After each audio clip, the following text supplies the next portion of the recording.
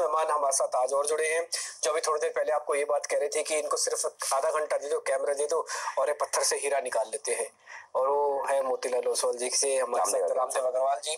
और मैं बतौर अनिल से आपको आप उनके बारे में कुछ बताएं, लेकिन मैं भी आपको बताऊं कि आप भी हैं जो सिर्फ स्टॉक्स में से भी इस तरह से हीरे निकाल लेते हैं और आदमियों में से भी परख लेते हैं कि हाँ कौन कोयला और कौन हीरा है। तो आपने जो बात रखी थी ना वो सर आपके एक्सपीरियंस के मैं बहुत दाव देना चाहूंगा, आपको बहुत बधाई देना चाहूंगा। और आज ये हीरा हमारे साथ ही है। रामदेव सर से ऐसे शब्द सुनने को मिले तो कभी कभी सर ऐसा लगता है कि हाँ ठीक है, इस धरती पे आके हम आपके सामने हम बात कर सकते हैं सर, सुनो दूसरा पुस्तक बता सकते नहीं, लेकिन वाकई में मतलब मैं एक चीज बताना चाहता हूँ, वो एक जब मैंने जर्नलिज्म शुरू किया था उसके पहले हम बहुत बड़े वो आदर्श की तरह रामदेव सर मोतीलाल सर को देखते थे, क्योंकि आप हमारे हॉस्टल में जहाँ से मैंने सीए किया सर ने वहीं से सीखे, हम सीनियर के तौर पर देखते थे और हम ये आप हमारे इंस्पिरेशन होते थे कि हम भी आपकी तरह बने। तो जब हालांकि उतना परिचय तो था नहीं तब, लेकिन जब आपके इंटरव्यू करने लगा, जब आपने ये कहा कि हाँ कुछ अलग बात है, तो ऐसा लगता था कि हाँ हम लाइफ में ठीक सही डायरेक्शन में जा रहे हैं। तो आपके जो शब्द है सर वो वाकई में बहुत मायने रखते हैं और बहुत इंस्पायर करते हैं, बहुत मोटिवेट करते हैं। तो हम तो कोशिश यही करते हैं। अब भी एक ख्वाहिश मेरी जरूर बाकी है लाइफ में, वो मैं कहना चाहता हूँ। और आपकी एब्सेंस में मैं कई अपने दोस्तों को कह चुका हूँ कि अगर रामदेव अग्रवाल साहब की जितनी हमें 5-10% नॉलेज आ जाए तो हमारा जीना सफल है। कई गुना है यार, सवाल क्या है मैं तो मेरी बात करता हूँ, लेकिन वाकई में सर बहुत बहुत शुक्रिया इस खास मौके पर। आप एक साल पहले भी पहले दिन मेरे साथ थे और आप शुभकामनाएं देने आए, एक बार फिर से आप आए हमारे स्टूडियो में, बहुत बहुत धन्यवाद आपका। तब आप आए तो लालच तो मेरा हो गई कि मैं आपसे कुछ ना कुछ मार्केट पर बात करूं, समझूं। और वैसे भी इस बार बहुत दिनों बाद मुलाकात हो रही है। लेकिन ये लालच अच्छी है सर। कई बार कहते हैं दाग अच्छी है, तो ये लालच भी अच्छी है। इससे क्या है कि जब आप सवाल पूछते हैं तो हमको बहुत कुछ सीखने को मिलता है। तो सर अभी तो लोगों के मन में एक ही चीज है, चुनाव चुनाव चुनाव। तो चुनाव के पहले क्या, चुनाव के बाद क्या, वो कश्मकश वो असमंजस मार्केट में लोगों का है। तो लोग ये सोच रहे हैं कि पैसा लगाने का वक्त है चुनाव के पहले या पैसा निकालने का वक्त। वक्त कौन सा है ये बताइए। ये सवाल मतलब मेरे को सवाल का तो फायदा नहीं, क्योंकि मेरे लिए चुनाव एक दूसरा एक इवेंट है, मैं समझिए यार। बरसात आती है चले जाती है, इस टाइप की बात है। ठीक बात। तो ये भी एक ऐसे बरसात है, हर साल आती है, तो हर 5 साल में आती है, तो आएगी चली जाएगी। और ऐसा भी कुछ एक्स्ट्राऑर्डिनरी एक्सपेक्टेशन भी नहीं है। प्रॉब्लम कहाँ पर आता है, जब बहुत ज्यादा एक्सपेक्टेशन बिल्ड कर लो आप एंड जो भी आता है रिजल्ट वो थोड़ा कम हो जाता है। तो ऐसा भी नहीं है बाजार में। तो मेरे को नहीं लगता है कि ऐसा कोई बहुत बड़ी बात है कि आप बजट के रिजल्ट के पहले खरीदें, अनलेस यदि आपका फीलिंग है कि बहुत ड्रामेटिक रिजल्ट आने वाला है। अच्छा, हम तेजी की बात कर रहे हैं, बेसिकली इन्वेस्टर हैं, निवेशक हैं हम, तो वो तो हम खरीद के ही पैसे कमा सकते हैं ना, शॉर्ट करके तो पैसे कमा सकते हैं। तो यदि आपने अभी खरीदा, अनलेस यू थिंक कि भाई कंप्लीट डिजास्टर होने वाला है, कंप्लीट क्योस होने वाला है, तब जाके शायद आपको शॉक लग सकता है। ठीक, अब वो भी कितना लगेगा मालूम नहीं, 5-7%, 10% बहुत में बहुत। लेकिन बाकी यदि एक्चुअली या तो फिर जो एक्सपेक्टेड है वो आए, या दूसरा वहां से ड्रामेटिकली बहुत अच्छा आ जाए, तो भी आपको खरीदने के लिए बनता है। सो मेरे ख्याल से जो एक नॉर्मल प्रोसीजर है, यदि मेरे पास लिक्विडिटी है तो मैं खरीद लूँ। और मान लो बहुत करने का तो आधा भी खरीद लो, आधा बाद में खरीद लेना। ठीक बात, आपकी बात हमारी बात। ठीक है। अच्छा सर एक चीज बताइए, या आपकी बात हमारी बात से बात निकले तो एक और चीज हमारे दर्शकों को बताना चाहता हूँ कि रामदेव सर के साथ हम एक शो और शुरू कर रहे हैं, उसका नाम हमने रखा है इक्विटी की बात। अच्छा, हाँ, धन की बात मन की बात आपने बहुत सुनी है। अब इक्विटी की बात, तो सर का जो एक्सपीरियंस है और वेल्थ क्रिएशन करने और करवाने का, वो हम कोशिश करेंगे कि आसान भाषा में आप तक ला सके। तो ये हर हफ्ते आप ये शो भी देख पाएंगे। लेकिन हाँ, ये जो आपने कहा ना, जैसे आपके मुंह से अभी एक चीज निकली, चुनाव के बजाय बजट, आपने नोटिस किया बजट बोल गए चुनाव को। ये एक बड़ी इंटरेस्टिंग चीज है। इसमें मैं कुछ और पढ़ रहा हूँ। एक बार आप इंटरव्यू देने आए थे तो मुझे पूछा, अनिल आजकल इंडेक्स सेंसेक्स क्या चल रहा है? तो मतलब आपको सेंसेक्स का लेवल बहुत ध्यान नहीं रहता, आपके लिए चुनाव और बजट सेम है। वो इसको कहते हैं कि वो एक निर्विकार भाव से बाजार को देखना, कि कोई भी इवेंट आए, किसी भी तरह के आए, सेंसेक्स निफ्टी कुछ भी हो, मेरे स्टॉक्स अच्छा कर रहे हैं या नहीं कर रहे। सर ये फीलिंग कैसे आती है? ये लाना ऑलमोस्ट इम्पॉसिबल लगता है, क्योंकि हमने 40 साल से बहुत धक्के खाए ना। जब शुरू में 90s में बाजार वोलेटिलिटी बहुत होता था, तो रोज सुबह स्वेटिंग होती थी, आज तो बाजार 200 पॉइंट गिरने वाला है, तो मतलब एकदम पसीने आते थे कि मतलब यार कैसे होगा करके।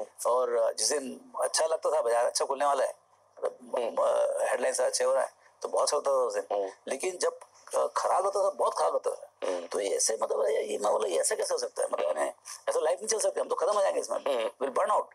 तो देन यहाँ पर आपका गुरु का बहुत काम आता है। जैसे बफेट साहब के जो राइटिंग्स आप पढ़े हैं, तो धीरे धीरे आप मेल्ट होते आओगे आप। अच्छा, हाँ, then you will become immune, मतलब वो एक प्राणायाम है, समझिए आप। अच्छा, उनके लेटेस्ट पढ़ना, उनके बारे में क्या बात, वो सबसे बड़ा कॉन्ट्रीब्यूशन है कि भाई आप बाजार को, मतलब रोज आप पिंग पोंग की तरह ऊपर नीचे नहीं जा सकते।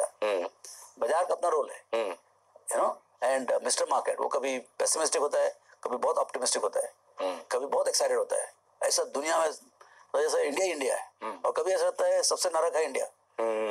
हाँ, ये दोनों चीज होती है, बिल्कुल होती है। तो उस टाइप का जो ऑप्टिमिज्म जब बिल्ड हो जाता है, और कभी अटर पेसिमिज्म बिल्ड हो जाता है, सो दैट अलाउज यू, आपको बाजार के साथ बहने की जरूरत नहीं, बट अपॉर्चुनिटी देता है आपको। हर रोज आपको बोलता है कि आज 1000 रुपया, कल 500 रुपया, तो 500 आपको खरीदना है, 1000 में आपको बेचना है। आपको जो करना है, बाजार आपका, कई लोग क्या समझते हैं, बाजार आपका मास्टर है, बाजार आपका सर्वेंट है। तो ये जो पोजिशनिंग जो है, वो आप कैसे करते हैं उसके ऊपर। मैं अपने बैठा भाई, मेरे पास पैसा है, मैं लिवरेज नहीं किया। मेरा सबसे बड़ा सोर्स स्ट्रेंथ कहाँ से आता है? लिवरेज से। उधार का पैसा, मैं उधार का पैसा रखता नहीं। शेयर बाजार में मेरे को, मैं पता नहीं कहाँ से समझ में आई कि मेरे को लिवरेज करने के लिए 100 रुपया है तो मैं 99 रुपए का ही शेयर कर दूंगा, बहुत 100 कर दूंगा, कभी मैं 105 रुपए नहीं खरीदूंगा। कि भाई जनरली क्या होता है, ओवर कॉन्फिडेंस में आप लिवरेज करते हैं। अब वो ओवर कॉन्फिडेंस कभी सही नहीं होता है। तो आप यदि मान लो एक के ऊपर एक ले लिया आपने, 200 रुपए का शेयर खरीद लिए, तो 100 रुपए में मान लो आपका 50% मान लो लॉस हो गया, तो आप तो जीरो हो गए रोड के ऊपर। अच्छा, एक बार आप जीरो हो गए, then there is no chance in life. तो इक्विटी में बहुत जरूरी है कि आप अपना बैक कवर करके रखो आप। एंड जब तक आप यदि लिवरेज नहीं हो, तब तक आपको कोई खत्म नहीं कर सकता है।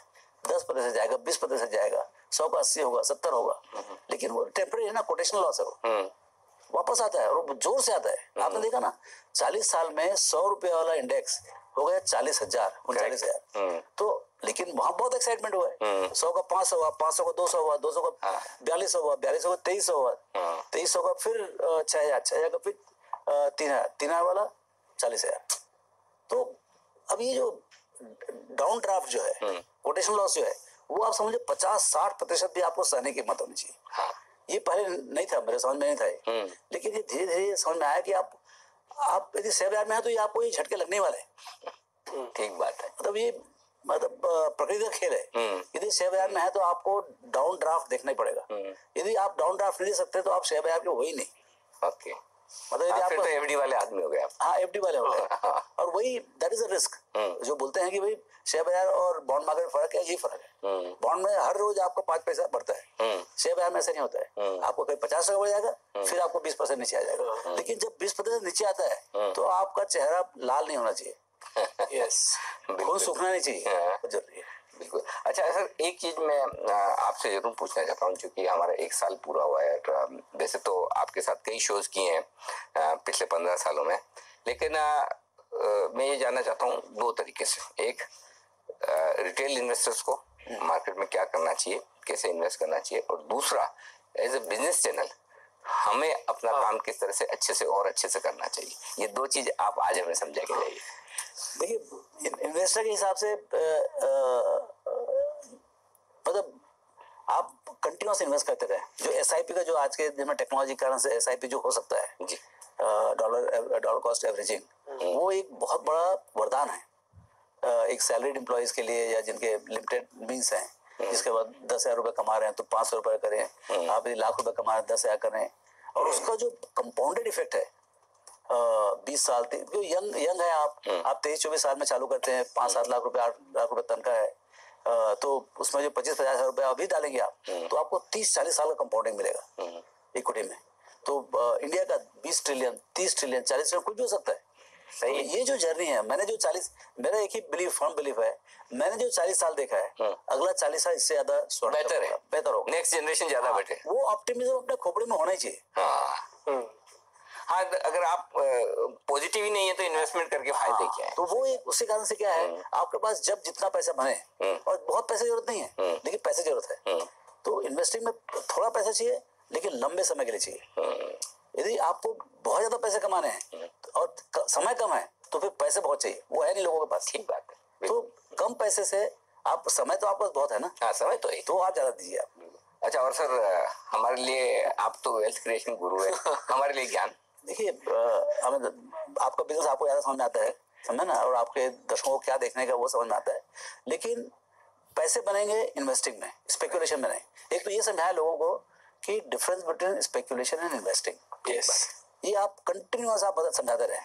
देखिए, कोई चीज खराब नहीं है, स्पेकुलेशन खराब नहीं है, लेकिन उसके अपने रूल्स हैं, और वो रूल्स में और उसका मास्टर होना वो एक अलग चीज है। कई लोग जो स्पेकुलेशन कर रहे हैं, उनको लगता है कि वो इन्वेस्टिंग कर रहे हैं, in the name of investing they are speculating, और आखिरी में अंत उसका बहुत खराब होता है, क्योंकि फ्रैक्शन कॉस्ट बहुत पड़ता है स्पेकुलेशन। ठीक बात है। तो ये आप जो देखिए, आपका चैनल कंज्यूमर चैनल है, at the end of it investors, traders सबके लिए है, तो आपको वही चीज देनी पड़ेगी जो लोग देखना सुनना पसंद करते हैं, लेकिन उनको ये तो मालूम नहीं वो क्या देखना है। तो मेरे ख्याल से difference between speculation has to be brought out very clearly in the minds of the people. और सर, इसलिए हम कोशिश करते हैं कि चाहे तो कुछ ये पाठशाला हो या हमारे इन्वेस्टमेंट गुरुकुल, रिसर्च गुरुकुल, इसके जरिए हम, जाहिर सी बात है कि वो एक तरह से कह भी सकते हैं कि डिपार्टमेंटल स्टोर है, तो सबके लिए कुछ ना कुछ है, अब जिसको जो पसंद आए वो ले। लेकिन हाँ, ये जरूर कोशिश रहती है कि इस डिपार्टमेंटल स्टोर का एक छोटा कोना ही सही, लेकिन एक कोना ऐसा हो जहाँ बहुत बढ़िया प्रीमियम क्वालिटी प्रोडक्ट मिले, वहाँ भले कम लोग आए। जैसे कि हम रिसर्च गुरुकुल करते हैं, हर सेक्टर की एनालिसिस करते हैं, या हम एफएनओ की पाठशाला करते हैं, या फिर हम इन्वेस्टमेंट गुरुकुल करते हैं, यहाँ पर हम लोगों को बेसिक समझाने की कोशिश करते हैं। तो कोशिश बिल्कुल, और क्योंकि अल्टीमेटली वेल्थ क्रिएशन के लिए आपका, देखिए, ट्रेडिंग में 100 guys will lose for 2 guys will win। Investing में 100 के 100 जीतेंगे। क्या बात है। तो आपको 100 को जिताना है कि 2 को जिताना है, वो देखो। तो बैलेंस तो चाहिए ना कहीं कहीं। बिल्कुल बिल्कुल। बहुत बहुत शुक्रिया सर, आपका हमारे लिए वक्त निकाला आपने, इस खास दिन खास मौके पर आप आए हैं हमारे स्टूडियो में। और सर का शुक्रिया करते करते मैं सर को एक और शुक्रिया देवी और बधाई भी देना चाहूंगा। लास्ट फ्राइडे आपका जन्मदिन था। अरे वाह, क्या बात सर, रिलेटेड है। बहुत बधाई सर आपको। बिल्कुल सर, बहुत बहुत जन्मदिन। आपके जन्मदिन पे भी हम आप एक ही मतलब हम आपसे मांगेंगे, देने के बजाय बधाई तो दे रहे हैं कि आपका गाइडेंस, आपके वेल्थ क्रिएशन के इस तरह के आइडियाज हमें आने वाले सालों साल तक मिलते रहे, ये हम शुभकामना भी है हमारी sir. Thank you very much sir. बहुत बहुत शुक्रिया सर।